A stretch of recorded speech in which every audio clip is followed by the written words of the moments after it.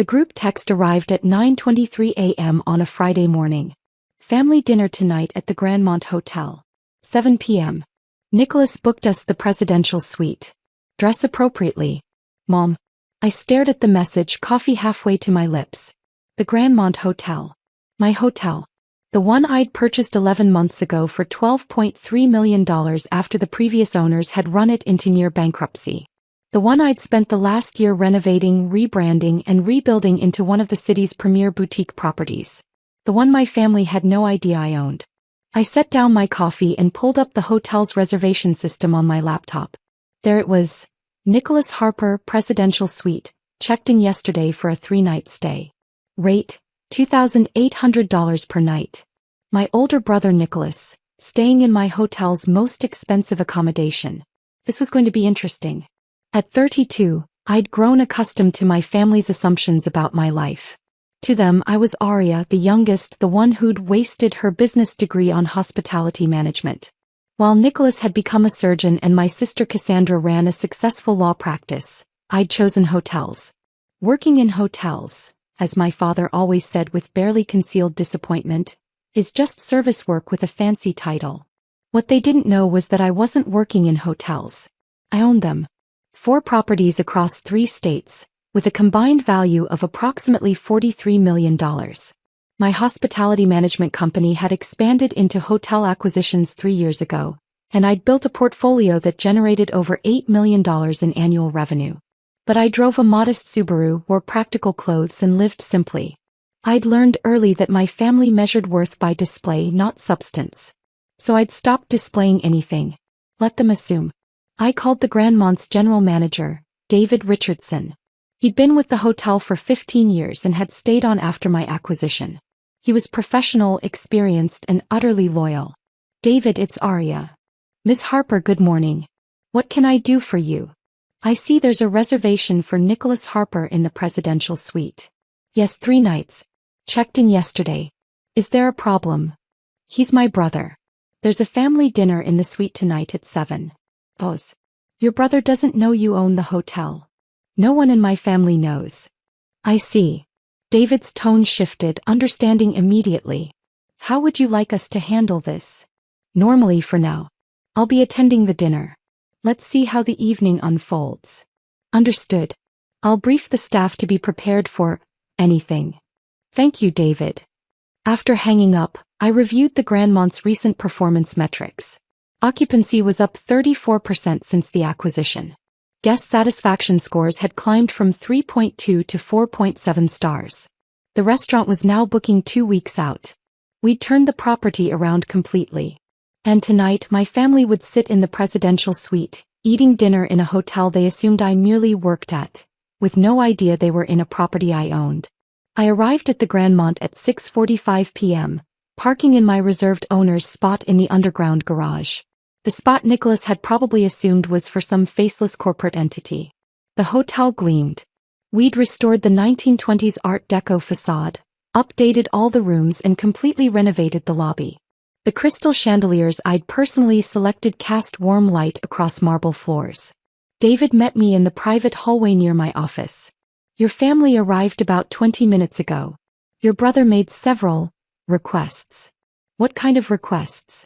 Additional champagne, earlier room service, and he asked if we could move the thermostat controls to the suite since he found the temperature unacceptable. I explained our environmental systems are centrally controlled. How did he react? He mentioned that his sister works here, and implied you could override the system for him. I smiled slightly. I see. Also, David continued, he's been somewhat demanding with the staff. Nothing terrible but dismissive. The kind of guest who treats service workers as invisible. Noted. I'll head up now. Good luck, Ms. Harper. The presidential suite was on the top floor, accessible by a dedicated elevator. I rode up alone, watching the floors tick by, preparing myself. The suite doors were open when I arrived. I could hear voices inside, Mom's laugh, Dad's booming pronouncements, Cassandra's sharp wit. Nicholas was holding court about something medical, probably a surgery he'd performed. I walked in. Aria. Mom looked up from the sofa, her expression immediately shifting to assessment. Her eyes traveled over my simple black dress and flats. Oh, is that what you're wearing? Hello, Mom. Nicholas turned from the bar where he was pouring drinks. Hey, little sister. Can you do me a favor? The temperature in here is off. Can you talk to whoever controls that and get it adjusted? It's stuffy. The temperature is fine, I said. Few maybe. But some of us have higher standards. He grinned, taking the edge off the insult. Barely. Perks of having a sister who works here, right? You can pull some strings. I don't pull strings. Cassandra emerged from the bedroom. Arya. God, it's been months. Still working at this hotel? Something like that. Dad stood by the windows looking out at the city view. Quite a place Nicholas booked for us. Top floor, presidential suite. This is what success looks like, Arya. This is what happens when you apply yourself to a real career. David, I said quietly. I'm not David, I'm your father. I was calling for David Richardson, the general manager. He's supposed to bring the wine list. Oh. Dad turned back to the window. Well, we already ordered champagne. $400 bottle. Nicholas is treating us. Nicholas raised his glass. Only the best for my family. Though Arya, you might want to stick with the house wine. This is probably outside your budget. I sat down on one of the suite's leather chairs. The chairs I'd selected from a boutique furniture maker in Italy. Each one cost $3,200. I'm fine, thanks. Mom settled next to me, patting my hand. So tell us, sweetie, are you still doing the front desk work? Or have you moved up to management yet? I'm in management. That's wonderful. What's your title? It varies by property. Cassandra laughed. Varies by property? Arya, you work at one hotel. Unless you're job hopping again. I work with several properties. Several, Dad repeated. Arya, when are you going to settle down? Pick one place and build a real career? You're 32 years old. Nicholas was chief resident by your age. And I had already made partner, Cassandra added. Dad's right. You need stability. A knock at the door interrupted. David entered, followed by two servers with the dinner set up. He caught my eye briefly and I gave him a slight nod. Good evening, David said smoothly. I'm David Richardson, the general manager. I wanted to personally ensure everything meets your expectations this evening. About time, Nicholas said. Look, we need the temperature adjusted. It's at least 3 degrees too warm in here. I apologize, sir, but our climate control is optimized for guest comfort. I assure you the temperature is set to the standard. I don't care about the standard. I'm paying $2,800 a night for this suite. Adjust it. David's expression didn't change. I'll see what I can do, sir. As the servers set up dinner on the suite's dining table, Mom turned to me. Arya, since you work here, can you make sure they bring extra bread? And tell them to make sure the steaks are cooked properly. Nicholas is very particular. I don't work in the kitchen, Mom. But you must have some influence. That's the benefit of working at a nice hotel like this, right? Employee perks. Something like that. Dinner was served. The food was exceptional, Chef Raymond's new menu was performing beautifully. But my family was too busy talking about themselves to notice. Nicholas dominated the conversation with stories about his surgical cases. Cassandra interjected with tales of her latest courtroom victories. Mom and Dad beamed at them, asking questions, expressing admiration. No one asked me anything. Halfway through the meal, Dad set down his wine glass and looked at me with what he probably thought was fatherly concern. Arya, your mother and I have been talking. We're worried about you. Worried? You're 32, unmarried, working in hospitality. Have you thought about your future? About retirement? About building real wealth? I think about it. Do you have any savings? Mom asked. Any investments? Some. Nicholas leaned back in his chair. Look, Arya, I don't mean to be harsh, but hotel work isn't a career path. It's a job. There's a difference. You're never going to own real estate or build significant wealth working front desk at a hotel. You'll never own property, Dad agreed. Not in this market. Not on a hotel worker's salary. You should have listened to us and gone to medical school. Or law school, Cassandra added. It's not too late. You're still young enough to start over. I cut into my steak. I don't want to start over. That's the problem, Dad said. You're complacent. You've settled for mediocrity. Look at this hotel, beautiful place, isn't it? Someone owns this. Someone smart enough to invest in real estate to build something. That could have been you if you'd made better choices. Could have been, I repeated. Nicholas gestured around the suite. This is what ownership looks like, Arya. Real success. The person who owns this hotel is probably worth millions. That's the kind of life you could have had. Is it? Instead, you're serving people who have that life. Do you see the difference? There are owners and there are workers. You chose to be a worker. Mom reached over and squeezed my hand. We're just trying to help, darling. We want you to be happy. But we also want you to be realistic about your limitations. My limitations? Yes. Not everyone can be a doctor or a lawyer. Some people are meant for service roles. There's no shame in that. She smiled. It's who you are. I set down my fork and looked at each of them. Nicholas, smug in his borrowed luxury. Cassandra, pitying in her assessment. Mom and Dad, disappointed in their failure of a daughter. Can I ask you something? I said quietly. Of course, Dad said. Do any of you know what I actually do for work? They exchanged glances. You work at hotels, Mom said carefully. Doing what specifically? Silence. You never asked, I said. In 10 years, none of you have ever asked me to describe my actual job. You assumed and you stopped caring. That's not fair, Cassandra protested. We ask about your life all the time. No, you don't. You ask if I'm still working at hotels and then change the subject. You've never asked about my responsibilities, my achievements, my goals. You decided what my life was and stopped looking for anything different. Nicholas scoffed. Don't be dramatic. We know you manage hotels or something. Or something, I agreed. Another knock at the door. David entered again, this time with a formal expression. I apologize for the interruption. Mr. Harper, may I speak with you privately? Whatever you need to say, you can say in front of my family, Nicholas replied. Very well. Sir, I've been informed by the owner that your behavior towards staff members has been inappropriate. Several employees have reported dismissive and demeaning treatment. Nicholas's face flushed. Excuse me? I've been perfectly polite. You referred to one of our housekeepers as the cleaning person and told her to hurry up when she was servicing your room. You snapped your fingers at a waiter in the restaurant.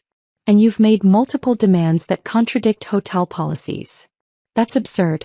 I'm a guest here. A paying guest. I demand to speak to the owner. The owner is aware of the situation. Then get them on the phone. David looked at me. Ms. Harper. Every head in the room swiveled toward me. Yes, David. Would you like to address Mr. Nicholas Harper's complaints directly? I would, thank you. I stood up, smoothing my dress. The dress I'd worn specifically because it was simple and unassuming, the kind of thing that let people underestimate me. Nicholas, I said calmly, your behavior toward my staff has been unacceptable. Snapping fingers, dismissive language, and treating service workers as invisible violates our guest conduct policy. Your staff. Mom said. Arya, what? I purchased the Grandmont Hotel 11 months ago, I continued. The acquisition price was $12.3 million, paid in cash. I own this property. I own this building. I own this presidential suite you're sitting in. Complete silence. That's impossible, Dad said finally. It's not. David, can you pull up the ownership records? David produced a tablet, tapped a few times, then turned it toward my family. Grandmont Hotel, purchased November 2023 by Harper Hospitality Group. Registered owner, Arya Michelle Harper. Nicholas grabbed the tablet, staring at the screen. This can't be right. It's right. Harper Hospitality Group is my company. I own 4 hotels. The Grandmont here in the city, the Riverside Resort upstate, the Maritime Inn on the coast, and the Summit Lodge in Colorado. Combined value, approximately $43 million. $43 million, Cassandra whispered. My company generates roughly $8 million in annual revenue. I have 83 employees across the 4 properties. I've been in the hotel acquisition business for 3 years. Mom's hand had gone to her throat. But you said you work with hotels. I do work with hotels. I acquire them, renovate them, and operate them. That's my work. Why didn't you tell us? Dad's voice had gone quiet. You never asked. You assumed I was working front desk and never looked deeper. Every time I tried to talk about what I was doing, you changed the subject or made jokes about playing hotel manager. We thought, Mom started. You thought I was a failure. You've said it 100 different ways. Tonight you told me I'd never own property while sitting in a hotel I own. You said I'd chosen mediocrity, while eating in a suite that costs more per night than most people's monthly rent. A suite I provide. Nicholas set down the tablet, his face pale. Arya, I didn't know. That's the problem. You didn't know because you didn't care to know. That's not fair, Cassandra said. You deliberately kept this from us. No. I lived my life. You weren't interested in it, so you didn't see it. There's a difference. David cleared his throat. Ms. Harper, regarding Mr. Nicholas Harper's room status? I looked at my brother. At his expensive suit, his confident posture that was crumbling, his face that had gone from smug to shocked. The reservation remains valid, I said. But any further complaints from staff about his conduct and he'll be asked to leave. Understood. After David left, my family sat frozen. Dinner was getting cold. No one touched their food. I don't understand, Mom said finally. Where did you get $12 million? I started with the Maritime Inn. Bought it for $1.8 million with a combination of savings and loans. Spent 2 years turning it profitable, then used the equity to acquire the Riverside Resort. Built from there. Your savings, Dad repeated. From hotel work? From hotel management. I was running operations for the Blackstone Group's hospitality division. Made $285,000 a year, saved aggressively, invested wisely. When I saw the opportunity to acquire distressed properties, I took it. $285,000? Nicholas's voice cracked slightly. That's more than I make as a surgeon. Different industries, different compensation structures. But you always said you worked in hotels, Mom protested. You made it sound so ordinary. I do work in hotels. That's not ordinary to me. You're the ones who decided it was beneath me. Cassandra leaned forward. Why are you telling us this now? Why reveal it like this? Because Nicholas booked the presidential suite in my hotel and spent the evening mocking my career while sitting in a room I provide. Because all of you sat here and told me I'd never own real estate while literally surrounded by my real estate. Because I'm tired of being treated like a disappointment when I've built something I'm proud of. We're your family, Dad said. We deserve to know these things. Do you? You spent 10 years not wanting to know. You were perfectly happy assuming I was a failure. Why do you suddenly deserve the truth now that the truth is financially impressive? No one had an answer for that. Arya, Mom tried, her voice taking on that pleading tone she used when she wanted something. Surely you can understand our confusion. You never acted like you were successful. You drive that old car, you wear normal clothes. I drive a reliable car and wear comfortable clothes because I don't need to prove anything to anyone. Unlike some people who lease luxury vehicles, they can barely afford to maintain appearances. Nicholas flinched. Wait, Cassandra said slowly. Your car. That's Subaru. You said it was paid off. When did you buy it? 2019. You've had the same car for 6 years. While building a $43 million portfolio. Yes. That's. She paused. Actually, that's incredibly smart financial management. It's what works for me. Dad stood up abruptly, walking to the windows. When he turned back, his expression had shifted through several emotions: shock, embarrassment, and now something that looked like anger. You made us look like fools. No, Dad. You made assumptions. I just didn't correct them. That's the same thing. Is it? Was I supposed to force you to listen to information about my life that you clearly didn't want to hear? Yes. If you were building some kind of empire, you should have told us. I tried. At Thanksgiving 4 years ago, I mentioned I was looking at acquiring a hotel. You said, and I quote, "That's nice, dear, pass the potatoes." At Christmas 3 years ago, I said I'd closed on the Maritime Inn. Nicholas asked if that meant I was cleaning rooms now. Last Easter, I mentioned expanding to a second property. Mom suggested I focus on finding a husband instead. Silence fell over the suite again. We didn't realize, Mom said quietly. You didn't want to realize. My success didn't fit your narrative of who I was supposed to be, so you ignored it. My phone buzzed. A text from David. Everything okay up there? I replied, fine. Thank you for checking. Nicholas sat back down, his movements slow. What happens now? Now. You finish your dinner, enjoy the rest of your stay, and check out on Sunday as planned. My staff will continue to provide excellent service as they do for all our guests. And us? Mom asked. The family. That's up to all of you. What does that mean? It means I've spent 10 years being treated like the family failure. Like the disappointment who couldn't live up to her siblings' success. Tonight I learned that even now, even seeing proof of what I've built, your first instinct wasn't pride or curiosity. It was anger that I didn't tell you sooner. That's not fair, Cassandra protested. Isn't it? Dad just said I made you look like fools. Not that he was impressed by what I'd accomplished. Not that he was proud. His concern was how it reflected on him. Dad's jaw tightened, but he didn't argue. I'm going to leave now, I said, standing. You're welcome to finish dinner. It's excellent food. Chef Raymond is phenomenal. I hired him myself. Arya, wait, Mom stood too. Please. Let's talk about this. We just did. But we need to process this. To understand. Take all the time you need. I've had 10 years to process being dismissed by my own family. A few hours should be sufficient for you. I walked toward the door, then paused. Oh, and Nicholas? The champagne you're drinking? The $400 bottle? It's on the house. Consider it a welcome gift from the owner. I left before anyone could respond. David was waiting by the elevators. That looked intense. It was necessary. Will they check out early? No. They paid for 3 nights. They'll stay 3 nights. They're proud people, but they're not stupid with money. Unlike what they assumed about you. Unlike what they assumed about me, I agreed. Back in my office, I poured myself a glass of the same champagne Nicholas had been drinking. It was excellent. I'd personally selected every wine in the hotel's cellar. My phone started buzzing almost immediately. Cassandra. Nicholas. That. I silenced it and turned to my computer. There were acquisition proposals to review. A hotel in Austin was struggling. The numbers were promising. An hour later, David knocked on my office door. Your family is leaving the suite. I thought you'd want to know. Leaving?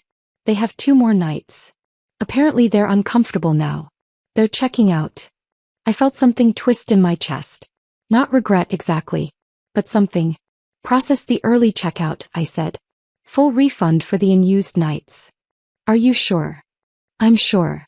After David left, I sat alone in my office looking at the security camera feed that showed the lobby.